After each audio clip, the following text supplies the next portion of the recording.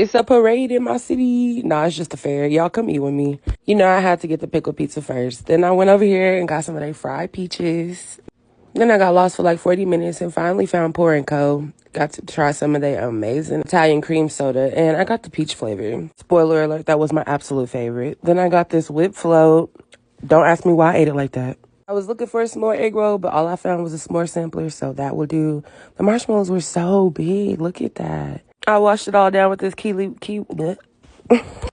lemonade, y'all. And if you want to know what I rated everything, just head over to my YouTube channel. I did a full rating on everything. It's been real. It's been fun. It's been real motherfucking fun. I'll see y'all in the next episode.